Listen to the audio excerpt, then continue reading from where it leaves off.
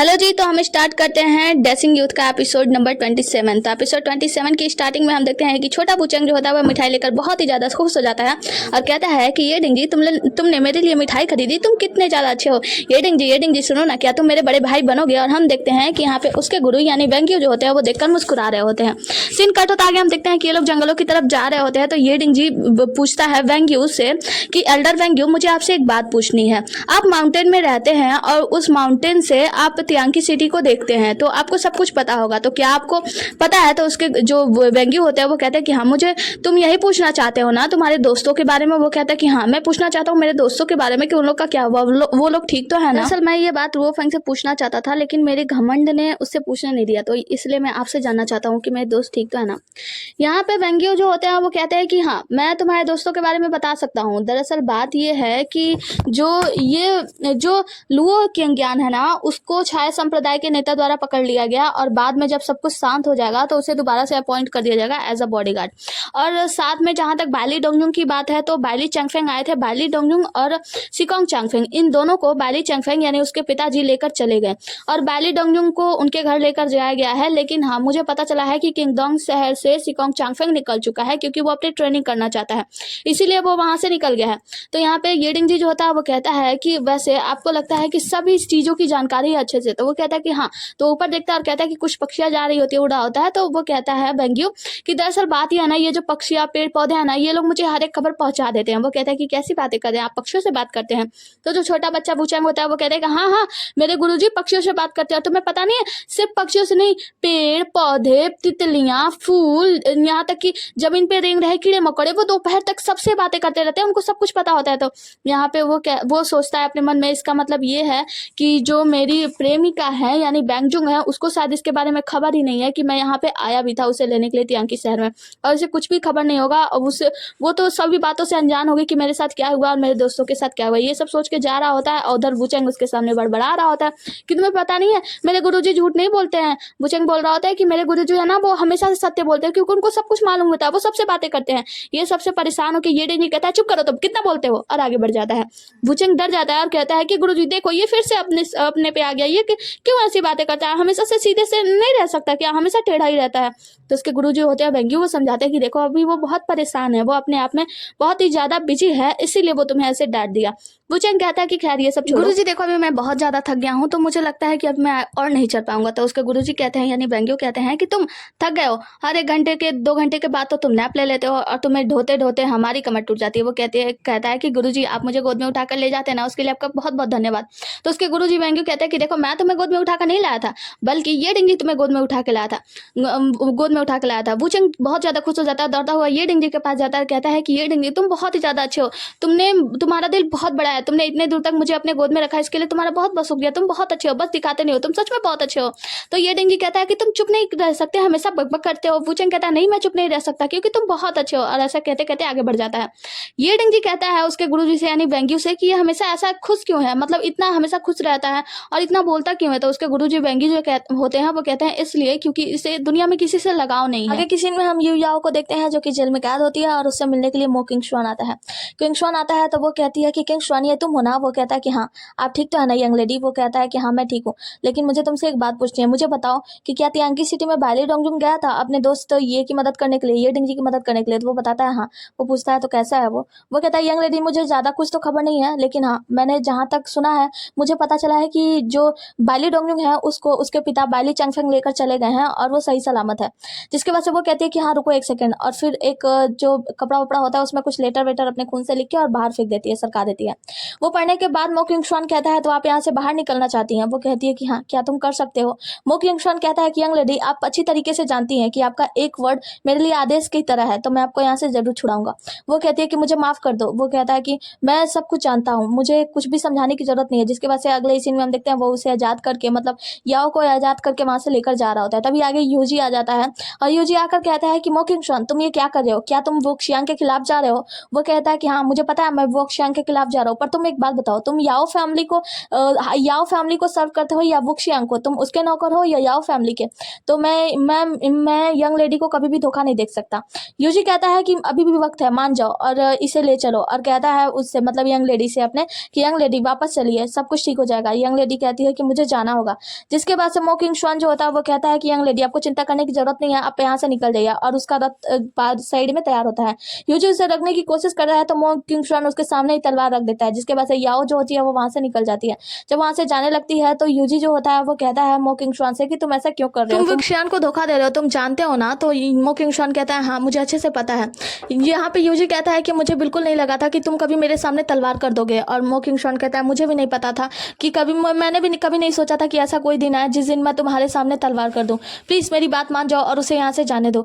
UG कहता है कि तुम सबको छोड़ो, हम चलते हैं, यंग लेडी को पकड़ के लाएंगे, वापस से कैद कर देंगे और मैं ये सारी चीजें भूल जाऊंगा। मो किंगशुआन कहता है कि तुम अच्छे से जानते हो कि मैं ऐसा नहीं कर सकता, इसके लिए मुझे माफ कर दो। उसके बाद वो अपना तलवार नीचे करता है और कहता है कि यूजी अब तुम मुझे पकड़ लो और कैद करके ले चलो वुक्शियांग के पास, उससे बता देना कि मैंने यंग लेडी को यहाँ से छुड़ा दिया है और मैं अपनी सजा भुगतने के लिए तैयार हूँ।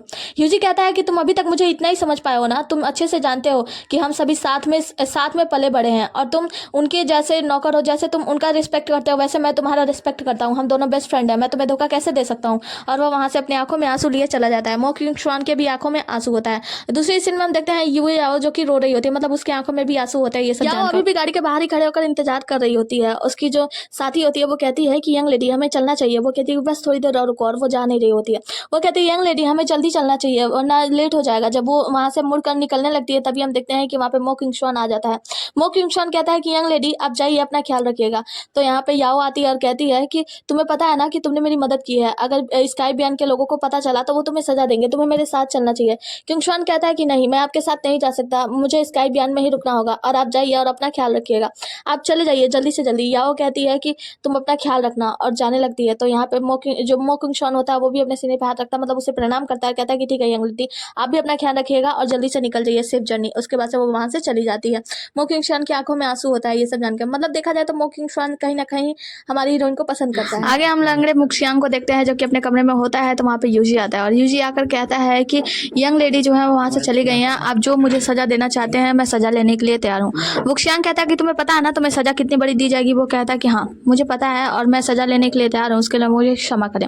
वुक्शियांग कहता है अभी तुम्हें सजा नहीं दी जाएगी, तुम जाओ नीचे, कुछ बहुत जरूरी काम है, उसके बारे में जाकर पूरा अच्छे तरीके से खोजबीन करो, फिर मुझे खबर ला कर दो। जिसके बाद से यूजी जो होता है वहाँ से चला जाता है और हम देखते हैं वुक्शियांग का एक नौकर आता है उसके लिए कुछ खाने वाने को लाने के लिए, और कहता है कि आपको क्या लगता है कि ये सब आपको धोखा नहीं देंगे? वुक्शियांग कहता है कि हाँ मुझे लगता तो है कुछ लोग मुझसे दूर जा रहे हैं, लेकिन फिर भी मैं संभालने की पूरी कोशिश करूंगा। आगे की सीन में हम देखते हैं ये डिंगी जो होता है वुचेंग को गोद में उठाए वेंग्यू के साथ उनके उसी जगह पे यानी गुस्सू सिटी में पहुंच जाता है। यहाँ पे बहुत सारे बुद्ध जो आते हैं वो वुचेंग को अपने गोद में ले लेते हैं, और जो ये डिंगी होता है वो कहता है कि एल्डर वेंग आप यहाँ पे रहिए, एल्डर वेंग्यू आप यहाँ पे रहिए, मैं जाकर किसी होटल में रुक जाऊंगा। तो एल्डर वेंग्यू कहते हैं कि क्या तुम 2 सालों के लिए होटल में रहना क्या तुम अफोर्ड कर पाओगे? तो वो यहाँ पे फील्ड जो बड़ा सा फील्ड होता है खाली वो देखता है और कहता है कि ये जगह पे आप लोग खेती करते हैं? तो वो लोग कहते हैं कि हाँ। वो कहता है ठीक है फिर मैं एक काम करूंगा, इस खेत के बीचों बीच में मैं अपने लिए एक झोपड़ी बना लूंगा और मैं वहीं पे रहूंगा। वो लोग कहते हैं ऐसा क्यों? वो कहता है क्योंकि मैं आप लोगों के ऊपर बोझ नहीं बनना चाहता। सीन कट होता है, हम देखते हैं 3 महीने बाद का सीन जहाँ पे हम देखते हैं ये डिंगी जो है यहाँ पे पूरी तरीके से बच चुका है, अपना झोपड़ी लगा चुका है, साथ ही यहाँ पे पानी के वो सफाई के लिए बहुत कुछ लगा चुका है, मतलब बहुत सारी चीजें बदल चुकी हैं। वुचेंग आता है उसके पास और कहता है कि भाई बड़े भाई आपको पता है मैं गया था टीचर के साथ गुस्सू सिटी में घूमने के लिए मार्केट में, तो मैंने उनसे वहां पे मिठाई खरीदाई, बहुत सारा बोलने के बाद उन्होंने मेरे लिए मिठाई खरीद दी, तो ये लो आप खा लो। ये डिंगी कहता है नहीं मैं नहीं खाऊंगा। वो कहता है अच्छा तुम नहीं खाओगे तो मैं खा लो? तो वो कहता है कि हाँ हाँ खा सकते हो। जिसके बाद से वुचेंग जो होता है उसे खा लेता है और कहता है कि अच्छा सुनो ना, गुरुजी ने एक बात कही थी आपसे बताने के लिए, उन्होंने कहा था कि मैं आपको तलवारबाजी सिखाऊं। तो वो कहता है अच्छा तुम सिखाओगे? वो कहता है हाँ देखो। जिसके बाद से वो जाकर अपना तलवार का प्रैक्टिस दिखाने लगता है। यहाँ पे जो ये डिंगी होता है वो कहता है कि अच्छा तुमने तो अच्छा प्रैक्टिस किया है लेकिन थोड़ी सी कमी है। वो कहता है कि अच्छा कमी है तो फिर ठीक है, चलो अपने तलवारबाजी का अंदाज दिखा, और मैं ये कुछ पत्तियां हैं जो ऊपर फेंकता हूँ, तुम्हें उस हर एक पत्ती को काट देना है। जिसके बाद से वुचेंग वो पत्तियां ऊपर उछाल देता है और ये डिंगी जो होता है उस पत्तियों को उसी में खोज देता है, मतलब तलवार में ही खोज देता है। कहता है लो तुम्हारे लिए कैंडी तैयार है। वो कहता है क्या? कैंडी तुम तो सचमुच में अच्छे तलवारबाज हो। सीन कट होता है, हम देखते हैं प्रिंस जिंगू के महल का सीन, जहाँ पे हम देखते हैं हमारी दूसरी हीरोइन यानी बैंगजिंग को। बैंगजिंग जो होती है वो बहुत ही ज़्यादा डल होती है। नौकरानियाँ बात कर रही होती है कि ये जो राजकुमारी हैं, मतलब राजकुमारी कॉन्सर्ट को इतने सारे सुख सुविधा मिलते हैं, जितने भी राजकुमारी कॉन्सर्ट है उन सभी से ज़्यादा, लेकिन फिर भी यह हमेशा डल रहती हैं और मुँह लटकाए बैठी रहती हैं। यहाँ पे दूसरी नौकरानी आती है, डॉक्टर को लेकर कहती हैं कि राजकुमारी डॉक्टर आ गए हैं आपकी जाँच करने के लिए, वो आपके पल्स जाँच करेंगे। वो कहती है ठीक है अंदर भेजो। बैंगजिंग मतलब जो हमारी हीरोइन होती है यानी बैंगजिंग वहीं पे बैठ जाती है और डॉक्टर आते हैं, उसका नब्ज जांच करते हैं, जिसके बाद से वो बताती हैं कि मुझे तो बस सर्दी जुकाम है, इसमें और कुछ देखने की जरूरत नहीं है। तो जो डॉक्टर होते हैं फिजिशियन, वो बताते हैं कि दरअसल बात यह है कि क्या आपको थोड़ा समय पहले से उल्टी हो रही है, जी मचला रहा है। वो कहती है कि हाँ ऐसा तो है। तो वो कहते हैं कि मुबारक हो आप प्रेग्नेंट है, जिसके बाद से सारी नौकरानियां वहीं पे घुटनों के बल बैठ जाती हैं, उन्हें कंग्रेचुलेशन कहने लगती हैं। वो उठ जाती है और कहती है कि प्रेग्नेंट, ऐसा ईश्वर मेरे साथ कैसे कर सकता है। वो डॉक्टर बोलता है कि आप ज़्यादा चिंता मत कीजिए, चिंता करना आपके सेहत के लिए अच्छा नहीं है, क्योंकि आप प्रेग्नेंट है। उन्हें बहुत ज़्यादा गुस्सा आता है और वो अपने आत्मिक शक्तियों से उस डॉक्टर को उठा के दूर फेंक देती हैं, जिसके बाद से वो कहने लगती है कि भगवान आखिर तुम मेरे साथ ये सब क्यों कर रहे हो। यहाँ पे सभी लोग कहते हैं कि राजकुमारी आप ऐसी बातें कैसे कर सकती हैं, प्रेग्नेंट होना तो ये तो बहुत ही बड़ा आशीर्वाद है भगवान का। होता है, हम देखते हैं ये डिंग जी को, जो कि फिर से वही डायमंड का जो टेक्निक होता है वो इस्तेमाल कर रहा होता है और उसकी शक्तियाँ अचानक से अग्रेसिव हो जाती है, मतलब क्या बोलते हैं अग्रेसिव हो जाता है वो, उसकी आंखों का कलर बदल जाता है। तभी हम देखते हैं कि वहाँ पे वही जो वेंग्यू होते हैं वो आते हैं और उसके ऊपर वही घंटा डाल देते हैं। वो उससे बाहर निकलने की कोशिश कर रहा होता है, लेकिन वो घंटा उसे बाहर निकलने नहीं दे रहा होता है। ये क्या अपने आप को संभालने की पूरी कोशिश कर रहा होता है, लेकिन संभल नहीं पाता। फिर वो घंटा अचानक से उसकी शक्तियों को मतलब कम करता है। जब वो कम हो जाता है तो कहता है कि वेंग्यू आपने मेरी फिर से सहायता की, आपकी बहुत ज़्यादा मतलब धन्यवाद। तो वेंग्यू जो होता है वो कहते हैं कि तुम ये सब छोड़ क्यों नहीं देते, तुम ये डायमंड टेक्निक जो है उसे छोड़ क्यों नहीं देते, तुम जानते हो ना इससे क्या होता है। वो कहता है कि हाँ मैं अच्छे से जानता हूँ, मैं जानता हूँ कि ये मेरे इनर सोल को अंदर ही अंदर खाया जा रहा है। जिसके बाद से वो अपने टीचर की बात करता है, मतलब वर्षा दानो ने उसे बताया था कि मैं नहीं चाहता कि तुम वो आखिरी टेक्निक सीखो, क्योंकि वो आखिरी टेक्निक सीखने के बाद जब कोई इस आखिरी टेक्निक को इस्तेमाल करता है तो उसके बाद से पूरी दुनिया मतलब सब कुछ समाप्त हो जाता है। वो इंसान इस्तेमाल करने वाला इंसान समाप्त हो जाता है। और अपने मन में ये डिंजी सोचता है और कहता है कि उसके बिना, जिसके साथ मैं जीवन जीना चाहता था, उसके बिना अगर मैं खत्म भी हो जाऊं तो कोई बड़ी बात नहीं है। जिसके बाद से वो कहता है कि वेंग्यू आपने मेरी सहायता की, उसके लिए आपका बहुत बहुत शुक्रिया, लेकिन मैं ये सब छोड़ नहीं सकता, मैं उसके लिए ये सब कुछ करना चाहता हूँ। जिसके बाद से जो वेंग्यू होता है वो कहते हैं तुम्हें दूसरा रास्ता चुनना चाहिए। वो कहते हैं कि दूसरा रास्ता, कौन सा दूसरा रास्ता। वो बताते हैं लेट इट गो, जाने दो उसे। वो कहता है नहीं, आपने मेरी सहायता की, उसके लिए आपका बहुत बहुत शुक्रिया, आपको जाकर आराम करना चाहिए, लेकिन मैं उसे जाने नहीं दे सकता, मैं उसकी आज़ादी के लिए कुछ भी कर सकता हूँ। और वहाँ से चला जाता है। आगे की सीन में हम देखते हैं ये डिंगी जो होता है वो अपने कमरे में बैठे हुए अपना तलवार साफ कर रहा होता है। रात का समय होता है। यहाँ पे आती है किन। वो कहता है कि कौन है बाहर। किन कहती है कि ये मैं हूँ, मैं तुम्हें कंग्रेचुलेसन कहना चाहती थी क्योंकि तुम तियांकी सिटी से जिंदा बचकर बाहर निकल पाए, लेकिन मुझे उम्मीद नहीं थी कि तुम यहाँ पे मिलोगे इन मॉन्क लोगों के बीच में। वो कहता है कि तुम चाहती क्या हो।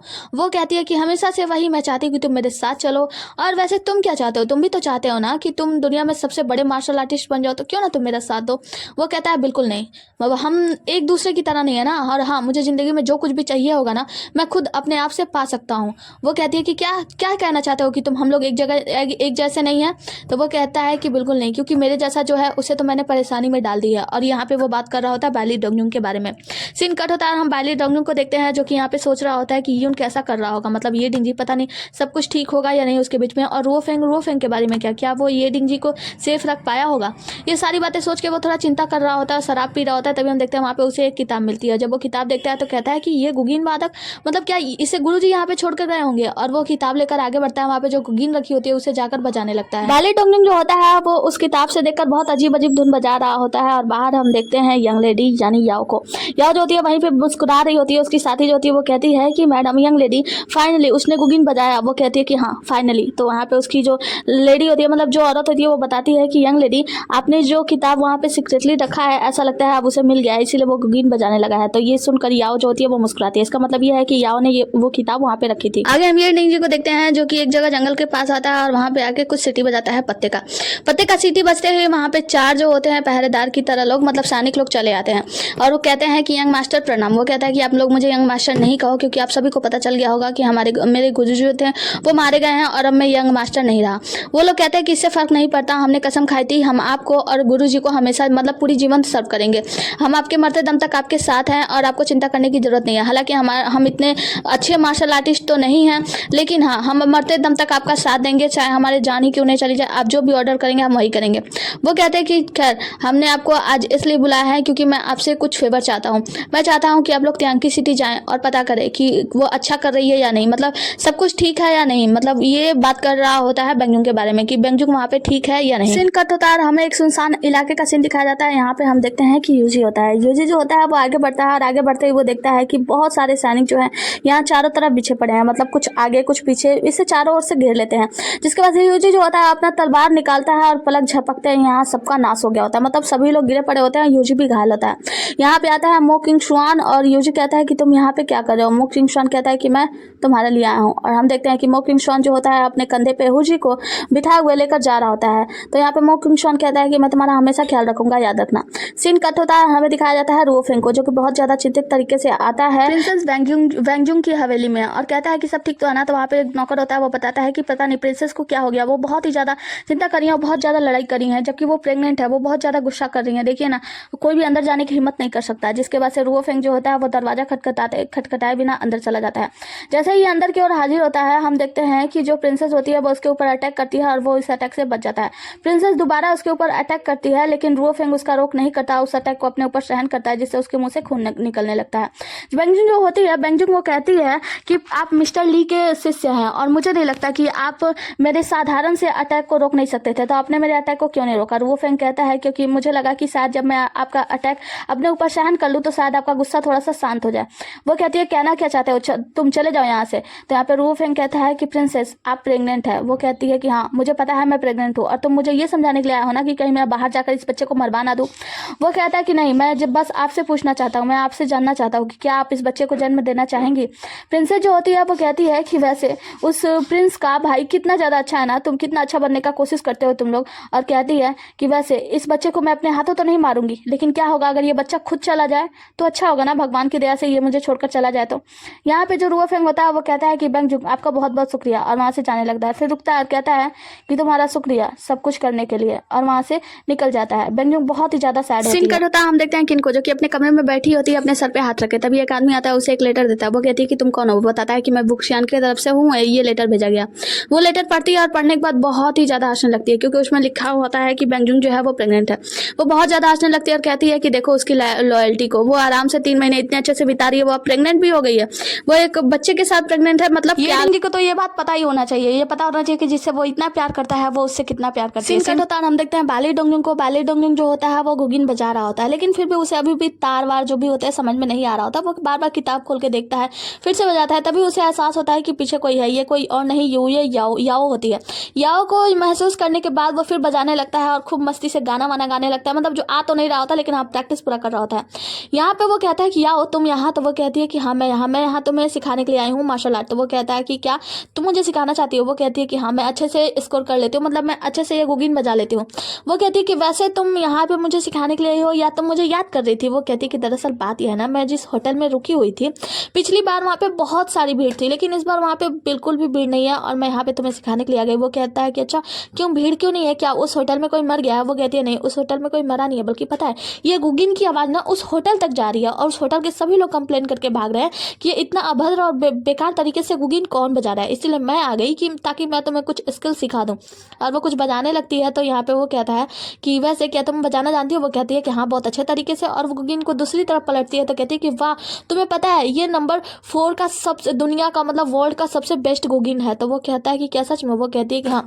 और तुम्हें पता है एक लड़का जब गुगिन बजाता है ना तो उसे देखकर सारी लड़कियां उसकी दीवानी हो जाती है। वो कहता है कि अच्छा तब तो मैं सच में इसे जरूर सीखूंगा। तो यहाँ पे याओ जो होती है वो कहती है कि अच्छा तो तुम सीखना चाहते हो किसके लिए, उस लड़कियों के लिए जो तुम्हारी दीवानी हो जाए, वो लड़के तुम्हारे पे मर पिटे। वो कहता है कि नहीं मेरे लिए तो तुम ही काफी हो। वो कहती है कि हाँ लेकिन पता है जब कोई लड़का आंखें बंद करके गुगिन को प्ले करता है ना, गुगिन को बजाता है ना, तो मुझे बहुत ही ज्यादा अच्छा लगता है। इतना सुनना था कि बाले डोंगजुंग जो है अपनी आंखें मूंद करके टे टे टे टे करने लगता है, मतलब बजाने लगता है। उसे आता तो है नहीं लेकिन फिर भी पूरी प्रैक्टिस कर रहा होता है। वो कहती है कि हाँ तुम चिंता मत करो, मैं तुम्हें सिखा दूंगी, तुम अच्छे से सीख लोगे। सीन कट होता है, हम देखते हैं ये डेंजी को जो कि अपनी मार्शल आर्ट की प्रैक्टिस कर रहा होता है। तभी यहाँ पे क्वीन आती है और कहती है कि मैं तुम्हें अपने साथ लेने के लिए आई हूँ। तो वो कहता है कि मैं इंटरेस्टेड नहीं हूँ तुम्हारे साथ जाने में। वो कहती है कि लेकिन तुम मेरी बात सुनोगे ना तो इंटरेस्टेड हो जाओगे। वो कहता है कि बिल्कुल नहीं, तुम्हें मुझे तुम्हारी बकवास नहीं सुननी है। वो कहते हैं अरे सुन लो, तुम्हें पता है क्या हो रहा है तियांगी सिटी में। तियांगी सिटी में वो गर्ल प्रेग्नेंट है। तो वो कहता है क्या मतलब करोगे तुम्हारा। तब वो बताती है कि तुम्हें पता है प्रिंसेस जिंगयू की सेकंड वाइफ यानी सेकंड कॉन्सर्ट जो है तुम्हारी वेंग जुंग वो प्रेग्नेंट है अपने पति जिंगयू से। वो कहता है कि क्या बकवास कर रही हो तुम, और उसकी आंखें हम देखते हैं आंखों का कलर बदल जाता है। वो कहती है कि हाँ अब तो तुम्हें मेरी बात माननी चाहिए। देखो तुम जिस इंसान पर इतना भरोसा करते हो वो उसने तुम्हारे साथ क्या किया। वो कहता है कि चुप करो, तुम अपना मुंह बंद करो, और उसे उठाकर दूर फेंक देता है। लेकिन फिर भी शांत नहीं होती और कहती है कि हाँ मैंने झूठ क्या कहा, जिसके लिए तुम लॉयल्टी के साथ यहाँ पे लड़ाई करने की तैयारी कर रहे हो उसको छुड़ाने की, वो तुम्हारे साथ लॉयल है क्या? तुमने कभी सोचा है उसके बारे में? वो क्या कर रही है? वो अपने पति के साथ रातें बिता रही है, रातें रंगीन कर रही है, और आज वो प्रेग्नेंट है। इतना सब जानने के बाद भी तुम्हें समझ में नहीं आता। ये डिंगजी कहता है मुंह बंद करो अपना, और उसे उठाकर दूर फेंक देता है और उसे मार देता है, जिससे हम देखते हैं कि इसके मुंह से ना खून निकलने लगता है, मतलब क्वीन के मुंह से खून निकलने लगता है। ये डिंगजी उसे मारने के लिए आगे बढ़ता है, तभी एक बड़ा सा घंटा आकर उसको रोक लेता है। सीन यहीं पे कट होता है, मतलब एपिसोड यहीं पे खत्म होता है। मिलते हैं अगले एपिसोड में, तब तक के लिए बने रहिए हमारे साथ। Tata bye bye take care. अरे सुनो भूलना मत वीडियो को लाइक करके जाना। Okay bye bye tata bye bye take care.